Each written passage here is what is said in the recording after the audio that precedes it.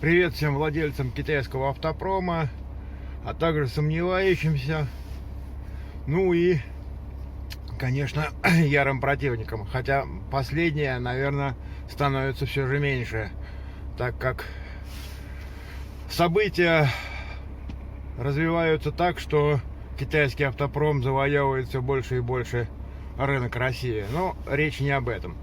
Сегодня я еду к Михаилу. Договорился, значит, с ним о ремонте машины. По планам у нас сегодня, значит, замена задних тормозных дисков, колодки по кругу и замена рулевой рейки с заменой, соответственно, жидкости. Постараюсь максимально подробно что-то заснять. Там, ну, везде, конечно, лезть не буду, потому что под руку, как говорится, лезть это нехорошо, но тем не менее постараюсь процесс все-таки снимать. Ну что, греемся и поехали. Так, мужики, привет всем опять. Значит, я у Михаила, снимаем рейку рулевую. Значит, ну как откручивать трубки, ничего этого показывать не стал, потому что и так все понятно. Нюанс в следующем. Значит, чтобы рейку вынуть полностью, чтобы вам ничего не мешало, вам придется в итоге все равно по-любому, значит, передний мост откручивать. То есть снимать вот эти здесь крепления, соответственно, здесь. И сзади, да, кронштейн, и сзади вот, где подушки, на подушках она сидит, вот здесь тоже откручивать, чтобы мост у вас ходил. По-другому рейку вы просто не вытащите, вам будет просто мешать редуктор. Или вы трубки все перегнете, или пробьете их, когда будете, если усилие будете свое применять излишнее. Ну, в общем, можете повредить рейку, ну, вернее, не рейку, а трубки на рейке. Поэтому мост по-любому вот этот передний вам придется откручивать. И тогда она у вас выходит, значит, если мы смотрим на машину спереди, то она вытаскиваем ее вправо. Влево. Ну, если я смотрю спереди. Ан. По ходу машины, как по правилу, влево. Ну, если по ходу машины, да, то влево. Ну, в общем, грубо говоря, вот со стороны рулевого карданчика. В эту сторону мы ее вытаскиваем, эту рейку. То есть по-другому никак не получается. Крутили ее. Или в поддон упирается в масляный. Света нет очень сильно. Вот. Так что имейте в виду, кто будет, если вдруг самостоятельно дома, то есть на даче там или где там, ну, в общем, сам будет делать. Имейте в виду, что все равно мост вам надо будет ослаблять. То есть еще раз тут показываю, теперь свет есть. То есть вот эти вот откручиваем отсюда. Здесь, соответственно. И вот здесь вот место крепления редуктора, значит, на подушках тоже все откручиваем. Тогда он у вас начинает ходить ходуном, то есть им поиграться можно. И тогда рейка вынимается. Иначе просто, я говорю, вот здесь трубки-то упираются вот в редуктор, будут упираться. И как ни крутите, в общем, вы его не вытянете. Ну, если только трубки повредить, если вам все равно, то да. Но вставлять все равно придется новый. Так что вот так вот. Значит, сегодня также будем менять задние диски тормозные, а это вот тут передние. Но на передних выработка есть, но вообще, можно сказать, такая минимальная выработка.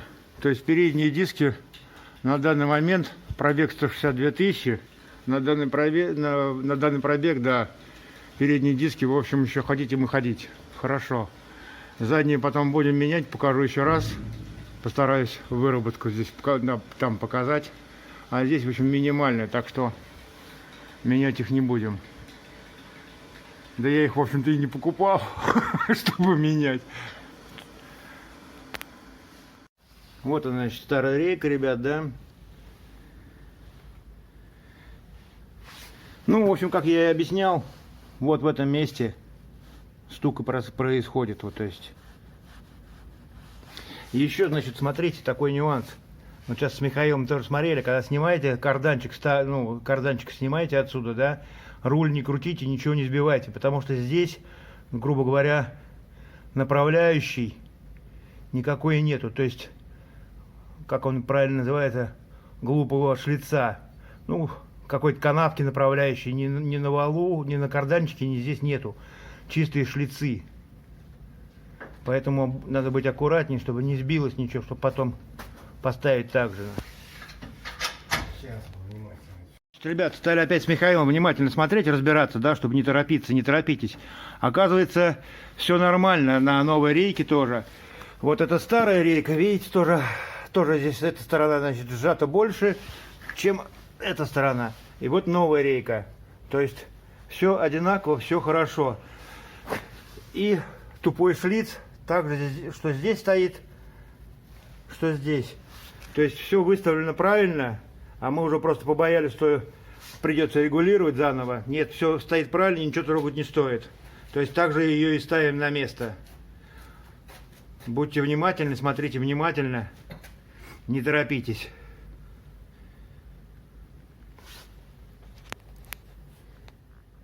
Лайфхак от Михаила, ребята, чтобы когда будете вставлять, да, чтобы шлицы грязью не забить или случайно там их, ну, не стукнуть, чтобы не замять шлицы, чтобы было ровненько. Изолентой Михаила он закрыл, обезопасил. Сейчас будем вставлять обратно рейку. Все. Значит, смотрите, друзья, попали, значит, на такую ситуацию. Видите, да, это старая рейка, значит, видели мы старую и новую рейку прикладывали друг к другу, то есть все было вроде бы одинаково, то есть вот эта тяга на одно расстояние была вытянута, как бы, и на новой, на этой рейке, да, и, соответственно, та тяга тоже, все сходилось, как бы, да. Значит, здесь я вам показывал, есть так, глупый шлиц, или там, как его там еще называют, в общем, что карданчик, по-другому вы просто сюда не оденете, пока не попадете в этот шлиц. Слепой он там, или как правильно называется, в общем. Вот, по-другому не оденете. Мы поставили рейку на машину, значит, уже поставили, закрепили, одели шаровые. Стали, значит, проверять повороты руля. Что у нас получилось? Сейчас я вам покажу. Что у нас получилось? Где-то мы чуть прозявкали там, грубо говоря, но немножко не досмотрели неправильно, да, и у нас что получилось? Начали проверять, значит, руль вправо крутим до упора, у нас получается 1 оборот и упор, руль влево крутим, у нас получается 2 оборота и упор. То есть, понимаете, да, несоответствие количества оборотов от прямого положения руля, обороты вправо до упора и обороты влево неравномерные. Сняли карданчик опять с рейки, попробовали там перевернуть на 180, на 360 градусов, что-то ничего не получается, не совпадает, опять так же все, руль вправо до упора 1 оборот, руль влево до упора 2 оборота. То есть Михаил боится, что там порвется внутри шлейф в рулевой колонке, то есть чтобы не нарушить. Как выйти из этого положения? Значит, тут подошел молодой человек, который недавно тоже, оказывается, с такой проблемой столкнулся. И как выйти, значит, из этого положения? Делаем следующее. У нас есть камера заднего вида на машине. Как понять, что ваш руль стоит правильно, прямо?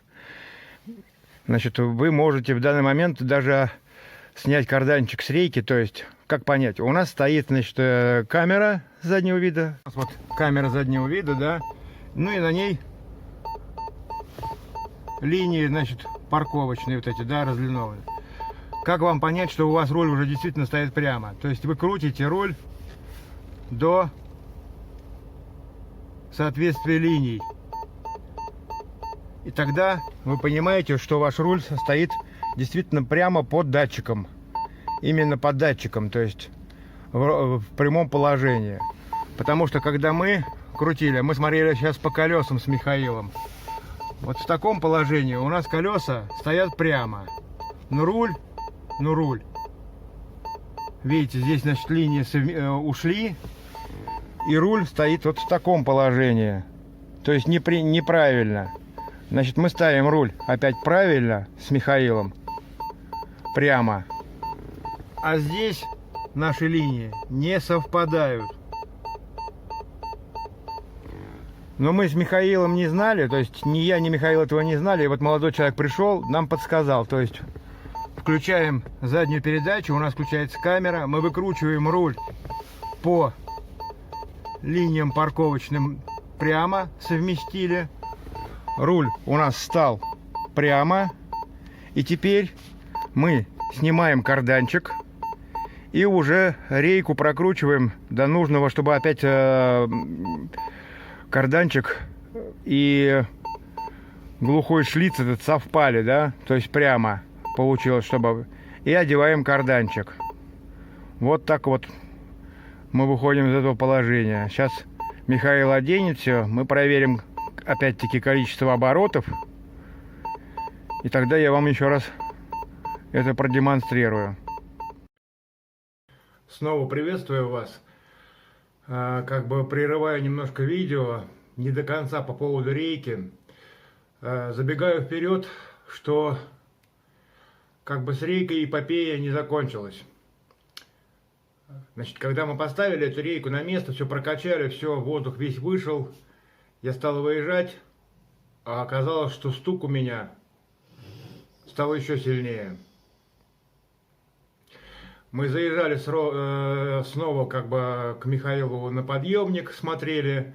Там были некоторые нюансы, в общем, которые мы до конца не разобрали. Было просто уже очень поздно. Значит, пришли к мнению все-таки, что старую рейку мою родную отдадим на переборку. Ну а с этой будем разбираться. Значит, я обратился к китайцу, у которого покупал эту рейку, как бы с претензией. На что он мне ответил, что там клятвенно ответил, что она новая, они делают поставки на завод, поэтому не может быть ничего с рейкой. И попросил меня сам китаец, то есть даже я его как бы не наезжал на него, скажем так. Он попросил, значит, как разберешься, ты поймешь, что такое действительно, что за проблема с рейкой. Обязательно мне пришли там типа фото или видео, чтобы я как бы тоже мог, значит, этот вопрос как-то решать. Ну, пока до этого не дошло.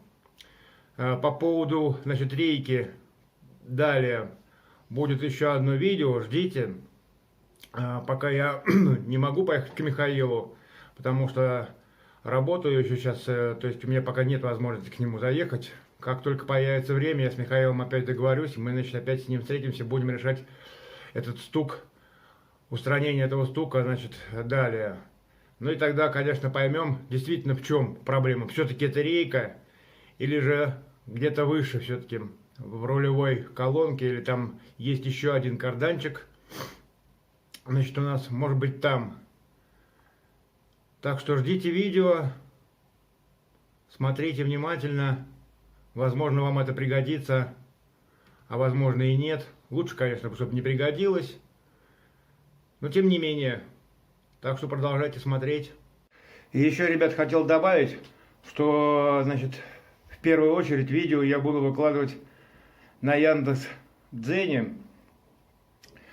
Ну, причина банальна. Чтобы просто увеличить там количество просмотров и, конечно же, как бы что-то подзаработать. В общем-то, я этого не скрываю, для этого создавался канал там на Дзене, да, поэтому в первую очередь будет выходить на Дзене. На Ютубе также будет выходить, но немного с задержкой, там может быть в 1-2 дня. А в Телеграм-канале многие жалуются, что длинные видео большого как бы объема, да, и смотреть неудобно. Поэтому, кто смотрит на Телеграм-канале, конечно, лучше переходите или на YouTube, или на Дзен смотреть. Желаю хорошего просмотра. Установили рейку на место, залили жидкость, прокачали немного, но там воздуха. Пока она отстаивается, Михаил занялся вот заменой дисков и колодок сзади. Заодно вот шпильку старую, которая у меня обломалась. Сейчас будем сразу поменяем. С одной стороны поменяли уже диск тормозной, и шпильку новую Михаил поставил мне. Колодки тоже заменили сзади. Ну, аналогично сейчас с другой стороны также все поменяет. к тому времени должно уже как раз воздух вроде как из рейки выйти. Еще раз прокачаем, дольем. Ну, не то, что из рейки выйти. Жидкость вся сядет. Ну да, жидкость пройдет там. Так что дело приближается к завершению.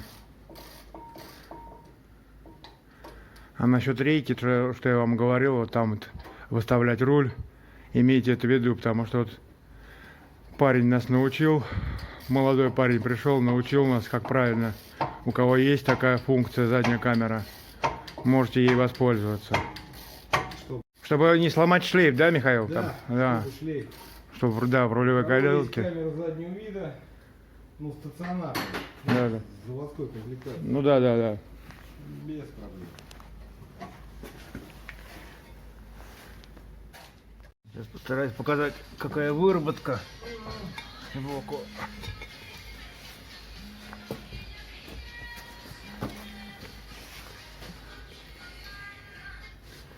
Алло. Алло. Внутренне вообще.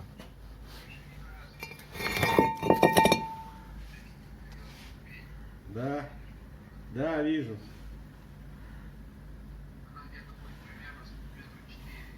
Да.